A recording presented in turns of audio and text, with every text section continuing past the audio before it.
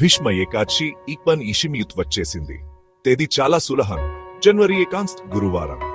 ఇది మాన శుక్ల ఏకాదశి. దీన్ని జయ ఏకాదశి అని కూడా అంటారు. విష్ణు సహస్రనామం రివీల్దిన రోజుగా దీన్ని పూజిస్తారు. ఇక్కడ త్వరగా సమయాల గురించి చూద్దాం. ఏకాదశి తిథి జనవరి 1 మరియు జనవరి 1 మధ్య వస్తుంది.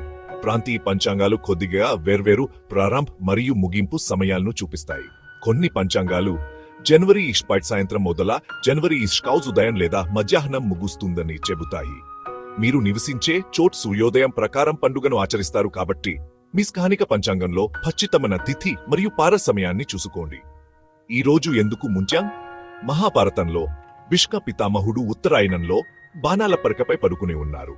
ఈ పవిత్ర ఏకాదశి నాడు ఆయన యుధిష్ఠిరుడికి విష్ణు సహస్రనామాన్ని చెప్పారు. ఇది ఆ స్తోత్రం పుట్టిన రోజుగా గుర్తించబడుతుంది. ఈ ఏకాదశి భీష్మ అష్టమి మరియు భీష్మ ద్వాదశి మధ్య వస్తుంది.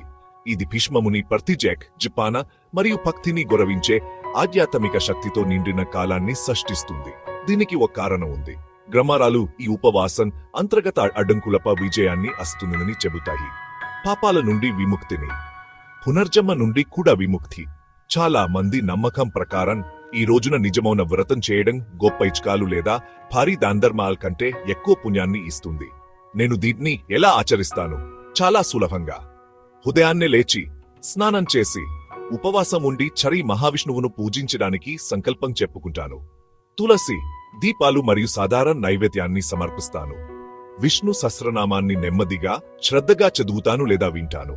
రోజు మొత్తాన్ని సాత్విక నిష్పద్ధంలో గడుపుతాను. చదువుతాను, ధ్యానం చేస్తాను, కోపం మరియు గసకు దూరంగా ఉంటాను. మీ స్థానిక పంచాంగం ప్రకారం ద్వాదశి నాడు సూచించిన పారల్ సమయంలో ఉపవాసాన్ని విరమిస్తాను. మీ ప్రాంతంలో మరుసటి రోజు ఉదయం పారల్ పాటిస్తే అప్పుడు తేలికపాటి సాత్విక భోజనం కోసం ప్రణాళిక వేసుకోండి. లోతైన పారాణిక కథ ఏమిటి? భీష్ముడు కర్మ భారాన్ని మోస్తూ పవిత్ర సమయంలో శరీరాన్ని విడిచిపెట్టాలని ఎంచుకున్నాడు.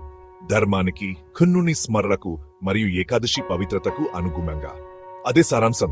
నా మనస్సును ఉన్నతమైన లైకు అనుగుణంగా మార్చుకోవడం, స్పష్టత, వినయం, మరే కోసం వెతకడం.